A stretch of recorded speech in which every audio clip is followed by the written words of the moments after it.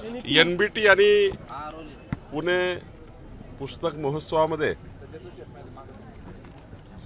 जेव्हा मी भेट दिली, खरं तर आयोजनकर्त्यांचं हृदयापासून संपूर्ण महाराष्ट्राने स्वागत केलं आहे। मी जेव्हा पुस्तक महोत्सवात प्रवेश केला तेव्हा मी माझ्या संपूर्ण उभ्या आयुष्यामध्ये मी राजेश पांडेजीला असं म्हटलं की मी माझ्या पूर्ण उभ्या आयुष्यामध्ये इतकं मोठं प्रदर्शन कधीच बघितलं नाही। न भूतो न भविष्यती अशी ही योजना आज या ठिकाणी आपल्याला दिसते आहे। देशाचे पंतप्रधान नरेंद्र मोदीजींनी मन की बात मध्ये आमचे नेते अमित भाई यांनी भारतीय जनता पक्षाचं कार्यालय उद्घाटन करताना ग्रंथालय हे पक्ष कार्यालयात असावं आणि ते कसं असावं, त्यातनं काय काय प्रेरणा मिळतात असा उल्लेखही केला होता। खरं तर या महोत्सवातनं ज्या पद्धतीने 5 कोटीच्या वर आज मी बघतोय सर्व विद्यार्थी, पहिल्या वर्गापासूनचे विद्यार्थी तर सिनियर कॉलेजपर्यंत सारे विद्यार्थी पुणेकर, पुण्यातल्या परिसरातले सर्व इतक्या मोठ्या प्रमाणावर लोक येणे आणि मोठ्या प्रमाणावर पुस्तकाची खरेदी करणे, मलाही योग आला आज की मी 3 पुस्तकं खरेदी केले आणि या पुस्तकांचं मी सुद्धा वाचन करेल, कारण 3ही पुस्तकं माझ्याकरता महत्त्वाची आहे ते म्हणून घेतले आहे। खरं तर यातनं आपल्या सर्वांना 21व्या शतकामध्ये जातो आहे, एक अमृत काळात चाललो आहे आणि अमृत काळातला भारत सुवर्ण काळाकडे चालला आहे। अमृत काळातल्या भारताचा जो संकल्प माननीय प्रधानमंत्र्यांनी केला आहे आणि सुवर्ण काळाचं स्वप्न आपण बघितलेलं आहे, या संकल्पनेला खऱ्या अर्थाने या महोत्सवातून खूप मोठी भरारी मिळणार आहे। कारण ज्या पद्धतीचं इथे एक 33-34 भाषा, 16 भाषाच्या वर 33-34 प्रकारच्या मोठ्या मोठ्या वेगवेगळ्या पद्धतीने या ठिकाणी जे प्रदर्शन केलं आहे, ज्याला खूप बोलता येईल, म्हणजे इतकं बोलता येईल यावर की दिवसही कमी पडतो इतकं सांगता येईल, इतकं या ठिकाणी मांडणी करण्यात आलेली आहे। मी राजेश पांडेजीचं खूप खूप हृदयापासून आभार मानतो, एनबीटीचे आभार मानतो की महाराष्ट्रात पुणेमध्ये ही संधी मिळाली आणि खरं तर या आयोजनातनं याचे पुढच्या काळामध्ये या आयोजनातून ज्याने पुस्तकं विकत घेतले आहे त्यांच्या जीवनामध्ये, त्यांच्या जीवनशैलीमध्ये खूप मोठा फरक पडेल। आपल्या देशाची संस्कृती, आपल्या देशाची विरासत ही पुढे नेण्याकरता सुद्धा या आयोजनातनं खूप मोठी भरारी या देशाला मिळेल असं मला वाटतं। मंडल आयोगाचं पुस्तक नाही, मंडल आयोगाचं एक पुस्तक मी घेतलं आहे, एक 100 थिंग्स सक्सेसफुल पीपल डू हे घेतलं आहे आणि एक हनुमान आता वाचावं असं का वाटलं त्याच्यावरचं पुस्तक? हनुमंतरायाने आपल्याला माहिती आहे, नाही मंडल आयोगाचं पुस्तक याच्याकरता घेतलं, काही बाबी अजून काही माझ्या नजरेत काढून सुटल्या असतील त्याची उजळणी पुन्हा करून घेतो।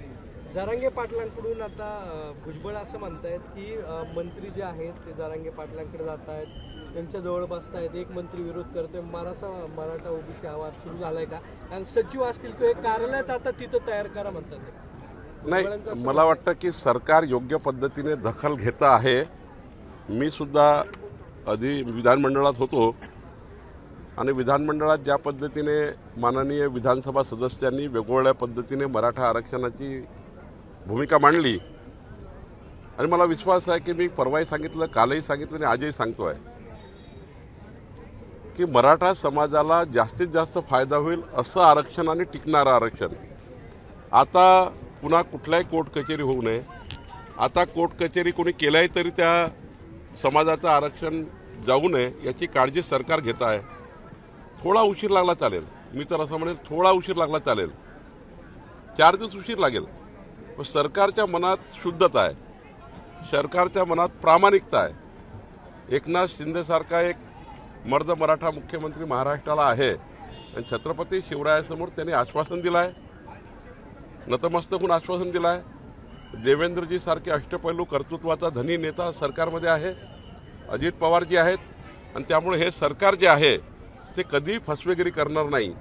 फसवेगिरी करणारं सरकार गेलं आहे, इमानदार लोकांचं सरकार आलं आहे। त्यामुळं जरांगे पाटलांनी म्हणलंय की सगळे सोयरे जे आहेत त्यांनाही आरक्षण द्यावं, आणि कालची जी बैठक होती तीन मंत्री महोदय गेले होते ती निष्फळ ठरली आहे। सरकारची आता अडचण होईल तांत्रिक। हिंदू लॉप्रमाणे, हिंदू कायद्याप्रमाणे, हिंदू लॉप्रमाणे जो कोड झाला आहे तयार, जे कोडविल आहे, कायदा आहे, त्या कायद्याप्रमाणे रक्ताच्या नात्यामध्ये जे जे सुप्रीम कोर्ट, हायकोर्ट आणि आपल्या कायद्याने म्हटलं आहे त्या सर्वांना आरक्षण देण्याबद्दलची भूमिका सरकारने स्पष्ट केली आहे। मला वाटतं आता जो कायदा देशामध्ये आणि सुप्रीम कोर्टाच्या अनेक आतापर्यंतच्या निकालामध्ये अस्तित्वात आहे, त्या सर्व निकालाचे आधार घेऊन कुटुंबाची व्याख्या केली गेली आहे राज्यामध्ये, आणि कुटुंबाच्या व्याख्येत ज्याला ज्याला आतापर्यंतची मान्यता आहे त्याला सर्वाला मला वाटतं कन्सिडर केलं आहे। 24, 25 आणि 31 डिसेंबरला सरकारने रात्रभर दारू जी आहे ती विक्रीसाठी परवानगी दिली। आता मला कधी कधी सरकार अशी परवानगी देत असते। आता तुम्ही मला सांगताय, मी या खात्याचा मंत्री होतो, कधी कधी अवैध स्वरूपाने मोठ्या प्रमाणावर राज्यामध्ये ज्या ठिकाणी दारूबंदी असतं किंवा दारू आपण थांबवतो त्या ठिकाणी अवैध पद्धतीने ब्लॅक मार्केटिंग मोठ्या प्रमाणात होतं। मी त्या खात्यामध्ये 3 वर्ष मंत्री राहिलो आहे, त्यामुळं अशाला आळा घालण्याकरता सरकार कधी कधी असं पावलं उचलतं ज्यावेळी असं दिसतं की मोठ्या प्रमाणावर मद्यसाठा हा त्या काळामध्ये ब्लॅक होऊ शकतो। ज्याला घ्यायची तो घेणारच आहे, ज्याला प्यायची तो पिणारच आहे, पण पितानी आणि घेताना दोघांनाही त्या ठिकाणी अडचणी त्या ठिकाणी कशा होतात की विषारी दारू, मोठ्या प्रमाणात विषारी दारू, मोठ्या प्रमाणात ब्लॅक मार्केटिंग, अशा वेळी एखाद्या वेळी निर्णय होतो की बाबा लोकांना त्या ठिकाणी सुविधा व्हाव्या। शेवटी आता दारूचे परवाने आपल्याकडे सुरू झाले। टोला जो आहे तो जरांगेंना लावलाय, ते म्हणतायत की मी आता जरांगेंच्या पाठिंब्यासाठी सभा घेतो, सरकार ऐकायला तयार नाहीये, 5-5 मंत्री त्यांच्या जवळ जाऊन बसतात, आता कार्यालय जरांगे जवळच सुरू करा, असं त्यांनी टोला लावलाय। नाही, मला असं वाटतं की सरकारने पुढाकार घेणे काही चुकीचं नाही आहे। सरकारने प्रत्येक आंदोलनाचा पुढाकार घेतला पाहिजे, मराठा आंदोलन असो, ओबीसी आंदोलन असो, आणि सरकारने स्पष्ट केलं आहे की ओबीसी समाजावर कुठला अन्याय होणार नाही आहे। त्यामुळं जरांगेंच्या मागण्या ज्या आहेत त्या सरकारने नियमात किती पूर्ण करायच्या ते सरकार करत आहे, नियमात बसून करत आहे। आणि भुजबळ साहेबांचं म्हणणं जे आहे ते खरं आहे की ओबीसी समाजावर कुठला अन्याय होऊ नये, आणि त्यामुळं जर जरांगेच्या ज्या मागण्या मराठा समाजाबद्दल, आता कुणबीबद्दल आहे, समाजाबद्दल जेवढ्या कुणबी नोंदी आढळल्या आहेत त्या कुणबी नोंदीला ओबीसीमध्ये घेण्याचं आणि त्यांना प्रमाणपत्र देण्याचं जे काही भूमिका आहे ती भूमिका सरकारने घेतली आहे।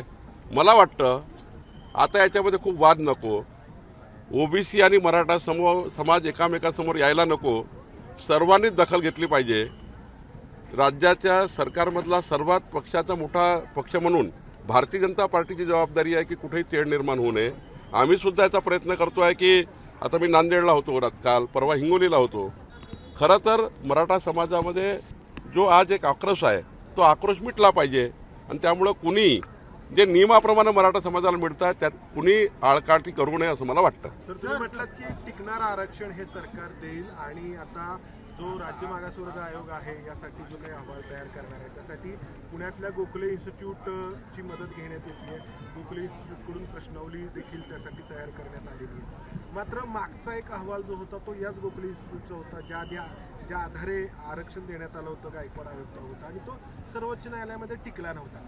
याला अनुसरून महाराष्ट्र नवनिर्माण सेनेने आक्षेप घेतलाय की गोखले इन्स्टिट्यूटला काम का द्यायचं, आणि म्हणजे इम्पिरिकल डेटा गोळा करणं आवश्यक असतं, त्याऐवजी गोखले संस्थेकडून एक अहवाल तयार केला जाईल आणि तो पुन्हा न्यायालयात नाही टिकला तर पुन्हा ती फसवणूक नाही का ठरणार? सामाजिक आर्थिक मागासलेपण जाहीर करण्याकरता जो अहवाल तयार करायचा आहे, जो गोखले इन्स्टिट्यूटला करायचा आहे, कधी कधी असा काळ असतो 10 वर्षांनी 15 वर्षांनी, त्या काळातली परिस्थिती आणि आजची परिस्थिती याच्यामध्ये फरक असतो।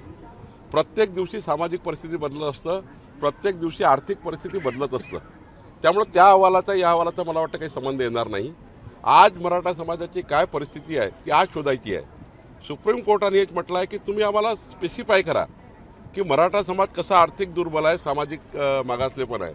मला वाटते कुठल्याही इन्स्टिट्यूटने जरी केलं असेल, मग गोखले असं अजून कुठल्या इन्स्टिट्यूटला काम दिलं त्यावर आक्षेप घेण्यापेक्षा त्यांनी इमानदारीने कुणावरही अन्याय न करताना कुणाच्याही प्रेशरमध्ये न येता समाजाला न्याय मिळण्याकरता समाजाचा आर्थिक मागासलेपण जे रस्त्यावर आला आहेत, आज ज्या पद्धतीने आंदोलन सुरू झाले आहेत, असंच आंदोलन झालं नाही आहे. समाजाच्या मनात काहीतरी दुःख आहे, त्यांना वाटतं आहे की आमच्यावर अन्याय झाला म्हणून आंदोलन झालं आहे. त्यामुळं गोखले इन्स्टिट्यूटवर आक्षेप घेण्यापेक्षा आज सामाजिक आणि आर्थिक स्थितीबद्दलची चर्चा केली गेली पाहिजे. आणि त्यावर मला वाटतं गोखले इन्स्टिट्यूट असेल की कुठलीही ज्याला सरकार काम देईल त्यांनी इमानदारीनं काम केलं पाहिजे. पण विरोध मनसेचा विरोध आहे ना याला. नाही, मनसेने विरोध करायचा, कोणी विरोध करायचा त्यांचा प्रश्न आहे. 10 वर्षापूर्वीचा इतिहास आणि आजच्या इतिहासात फरक आहे. 10 वर्षाची स्थिती आणि आजच्या स्थितीत फरक आहे. आज मराठा समाजाला संपूर्ण परिस्थिती मी बघतोय, अनेक वर्ष झाले काम करतोय. आर्थिक दुर्बल मराठा समाजाला आरक्षण मिळालं पाहिजे. गोखले इन्स्टिट्यूट असो कुठली, ती इमानदारीने याच्यात काम करणं असं मला वाटतं. कुणबी प्रमाणपत्रावरच भुजबळ आक्षेप घेतात. भुजबळांनी सरकारमधील एक मंत्री विरोध करतात आणि समर्थन करतात, हा विरोधाभास नाही का? नाही, सरकारमध्ये वेगवेगळ्या प्रकारचे आपले सर्व मंत्री आहेत, वेगवेगळ्या पक्षाचे सरकार आहे आणि स्वतःचं मत व्यक्त करायचं मला वाटतं काही कुणाला रोखू शकत नाही. मंत्री म्हणून त्यांनी आपली सरकार म्हणून जबाबदारी पार पाडावी लागतं. पण त्यांचं व्यक्तिगत जे मत आहे की ओबीसी समाजातलं कुठले आरक्षण जाऊ नये, मराठा आरक्षण देताना एवढंच मत आहे आणि ते सर्वपक्षीय लोकांचं मत आहे. सर्वपक्षीय लोकांनी स्वतः शरद पवार साहेबांनी मुख्यमंत्री एकनाथ शिंदेकडे जेव्हा बैठकीमध्ये सर्वांनी एकमताने सह्या केला, माननीय पवार साहेबांनी सुद्धा सही केली आहे की यामध्ये मराठा समाजाला आरक्षण देताना ओबीसीवर अन्याय करू नका. आणि त्यामुळं भुजबळाचे हेच म्हणणं आहे, फक्त ते व्यक्त होत आहे. आता व्यक्त होण्याच्या पद्धती आहेत, त्या पद्धतीने ते व्यक्त होत आहे. मला वाटतं सर्वांनीच हा विचार केला पाहिजे, आपल्या व्यक्त होण्याच्या पद्धतीमध्ये महाराष्ट्राला गालबोट लागू नये. राम मंदिराचं प्राणप्रतिष्ठापना आहे 22 तारखेला. उद्धव ठाकरेंना निमंत्रण दिलेलं नाही, त्यावरनं संजय राऊतांनी टीका केली आहे की ठाकरेंना जर निमंत्रण दिलं असतं तर तिथं बाळासाहेबांच्या घोषणा झाल्या असतात म्हणून मुद्दाम त्यांना बोलवलं नाही. मला वाटतं असं कोणी काही करत नाही. काही लोकांना सकाळपासनं काहीतरी मुद्दा उचलून दिवसभर मीडियाची स्पेस घ्यावी लागतं म्हणून बोलत असतात. आणि नियोजन करणारे, निमंत्रित करणारे जे कोणी ज्या ठिकाणी राम जन्मभूमी त्या ठिकाणी जे निमंत्रक आहेत, जे निमंत्रण देणार आहे, त्यांनी सारासर विचार करून किंवा आता आम्हाला कुणाला निमंत्रण नाही आहे, पण जे काही पॅरामीटर ठरले असतील, तिथली गर्दी असेल, जे काही असेल, मला वाटतं योग्य पद्धतीने सर्वांना निमंत्रण देण्यात येतील असं वाटतं. कारण तिथली काय परिस्थिती 22 तारखेची आहे, किती त्या ठिकाणी स्पेस आहे, कुठेही त्या ठिकाणी कोणत्याही पद्धतीचं आयोजनामध्ये ढिसाळ आयोजन होऊ नये याकरता काही पद्धती असतात, त्या पद्धतीने केलं असेल. पण याच्यावर आक्षेप घेणं काही योग्य नाही. मला वाटतं आयोजन करते योग्य त्या ठिकाणी निमंत्रण देतील आणि चांगला कार्यक्रम होईल. आपण हे बघितलं पाहिजे. आंदोलन हे टीका टिप्पणी करण्यापेक्षा हा विचार संजय राऊत साहेबांनी केला पाहिजे की 527 वर्षानंतर रामलल्ला तंबूतनं निघून जगातल्या सर्वात सुंदर मंदिरात प्रवेश करताय, याबद्दलचा आनंद व्यक्त संजय राऊत साहेबांनी केला पाहिजे. अशा आयोजनाला टीका टिप्पणी करू नये. लोकसभेचा प्रश्न आहे, तुम्ही नवनाथ पडळकरांना जबाबदारी दिलेली आहे, त्यांना प्रभारी केलेलं आहे, तर ते उमेदवार चेहरा असतील बारामतीचा किंवा त्या बिलकुल नाही आहे. कोणी असा नियुक्तीबद्दलचा अर्थ काढू नये. नवनाथ पडळकर यांना लोकसभेचा तिथले निवडणूक प्रभारी केला आहे, काही आम्ही संयोजक नेमलेले आहे आणि शेवटी हे उमेदवार जे ठरवण्याचे अधिकार आहे ना, हे कुणाला नाही आहे. आम्हाला आमचे हे नेते माननीय देवेंद्रजी, एकनाथजी आणि अजित पवारजी आणि आमचे केंद्रीय नेतृत्व हे सीट ठरवणार आहे आणि ज्यांना ज्यांना ज्या सीट जाईल त्या सीट 51% मतं घेऊन निवडून याव्या असं आम्ही काम करणार आहोत. बाकी कुठल्याही नियुक्तीचा कुठल्याही लोकसभेच्या उमेदवाराची संबंध नाही. नितीन गडकरी आधी म्हटलं ना की आम्ही लढवणार म्हणून बारामती. पण मी काय म्हटलं की मान्य आहे ना, जर अजितदादाच्या सिटिंग सीट्स आहे, त्यांनी सिटिंग सीटबद्दल बोलला, त्यात कुणाचं दुमत आहे? त्यात दुमत राहू शकत नाही. अजितदादांनी त्यांच्या सिटिंग सीटबद्दल दावा केला आहे आणि पक्षालाही काय, आम्हाला काय त्याचा आक्षेप असायला पाहिजे. सर, पुण्यातले जे भाजपचे नगरसेवक आहेत ते म्हणतायत की भाजपच्या नगरसेवकांची, माजी नगरसेवक, की कामं होत नाहीयेत आणि राष्ट्रवादीच्या मात्र लोकांची कामं होत आहेत. अलायन्स सरकारमध्ये काही काही ठिकाणी पाहायला मिळतात. मी आता एवढा प्रवास केला, मी 40वी लोकसभा काल करून आलो. हे अनेक ठिकाणी प्रकरण आहेत ज्या ठिकाणी राष्ट्रवादीचा पालकमंत्री त्या ठिकाणी राष्ट्रवादीचं काम जास्त होत आहे. आता नागपूरमध्ये भाजपाचा पालकमंत्री आहे देवेंद्रजी आहे, त्या ठिकाणी 1-2 कामं भाजपचे जास्त होतात. आता पुण्यात अजितदादा पालकमंत्री 1-2 कामं त्यांची जास्त होत असतील. त्यामुळं अलायन्स सरकारमध्ये शेवटी हे कामं होतात म्हणजे काय होतात, तुम्ही नेले की त्यांनी नेले, शहराचा विकास होणार आहे ना.